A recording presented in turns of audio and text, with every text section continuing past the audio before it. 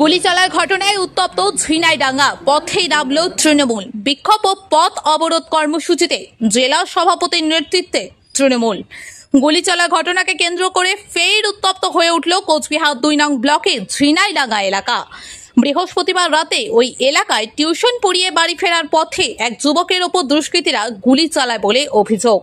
এই ঘটনায় এলাকায় ব্যাপক চাঞ্চল্য ছড়ায়। সূত্রের খবর, গুলিবিদ্ধ যুবক তৃণমূল কংগ্রেসের প্রাক্তন অঞ্চল সভাপতি রাজু দে।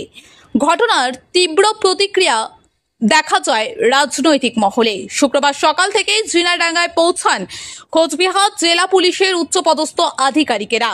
গোটা এলাকা জুড়ে তৎপরতা শুরু করেছে পুলিশ। এই ঘটনার প্রতিবাদে শুক্রবার চকচকা চেকপোস্ট এলাকায় বিক্ষোভ ও পথ অবরোধে সামিল হন তৃণমূল কংগ্রেসের কর্মী সমর্থকেরা।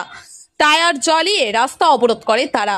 বিক্ষোভ কর্মসূচিতে নেতৃত্ব দেন জেলা সভাপতি অভিজিৎ দে ভৌমিক। তার নেতৃত্বেই কোচবিহার ২ নম্বর ব্লক জুড়ে প্রতিবাদ কর্মসূচির ডাক দেওয়া হয়েছে বলে জানা গেছে। তৃণমূলের দাবি, এই ঘটনায় অভিযুক্ত দুষ্কৃতীরা রাজনৈতিক প্রশ্রয়ে সাহস পাচ্ছে। জেলা সভাপতির বক্তব্য, শান্তিপূর্ণ এলাকায় আতঙ্ক ছড়াতে এই ধরনের আক্রমণ বরদাস্ত করা হবে না। দোষীদের দ্রুত গ্রেপ্তার করতে হবে। ঘটনাস্থলে টহলদারি চালাচ্ছে বিশাল পুলিশ বাহিনী। স্থানীয় বাসিন্দাদের একাংশ আতঙ্কে দিন কাটাচ্ছেন। গতকাল সেই অভিশপ্ত রাত ছিল, একটি তরতাজা যুবককে হত্যা করার পুরো চক্রান্ত করে এসেছিল, কিন্তু সৌভাগ্যবশত সে প্রাণে বেঁচে গেছে। তার ডান কাঁধে গুলি লেগেছে, গুলিবিদ্ধ অবস্থায় এখান থেকে পাড়ার লোকেরা উদ্ধার করে নিয়ে গিয়ে তাকে ইমিডিয়েটলি অপারেশন করা গেছে এবং সে জীবনটা তার বেঁচে গেছে, প্রাণ বেঁচে গেল।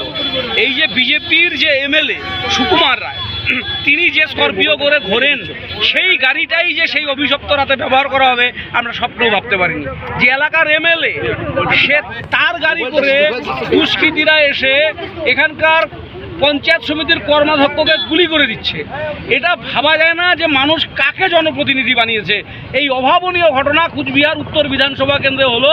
বিজেপির প্রাক্তন জেলা সভাপতি বিধানসভায় দাঁড়িয়ে তৃণমূলের সন্ত্রাসের কথা বলেন, অথচ তিনি তার গাড়ি নিয়ে এখানে পঞ্চায়েত সমিতির কর্মাধ্যক্ষকে গুলি করে বেড়াচ্ছে। তার ছেলে, তার সমস্ত সাথীরা তার গাড়ি ব্যবহার করছে।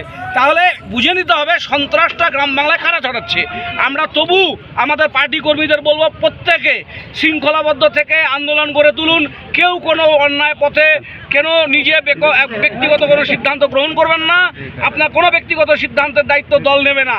সুস্থ স্বাভাবিক পরিবেশ রেখে জেলা প্রশাসন যেভাবে ইনভেস্টিগেশন এগিয়ে নিয়ে যাচ্ছে, সেই পথে তদন্ত এগিয়ে যাক। আমাদের দৃঢ় বিশ্বাস, প্রকৃত অপরাধীর শাস্তি আমরা নিশ্চিত করব। এই গণ আন্দোলন আমরা রাস্তায় করব।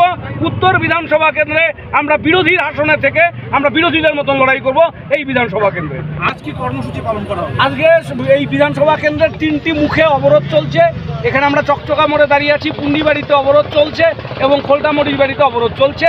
এখানে আর কিছুক্ষণের মধ্যে এই অবরোধ তুলে দেওয়া হবে। মানুষকে কোনো রকম বিভ্রান্তি, মানুষকে কোনো কষ্ট আমরা দিতে চাই না। গ্রীষ্মের দাবদাহে এই প্রতিবাদটা মানুষকে জানাবার জন্যই আমরা এই কর্মসূচি।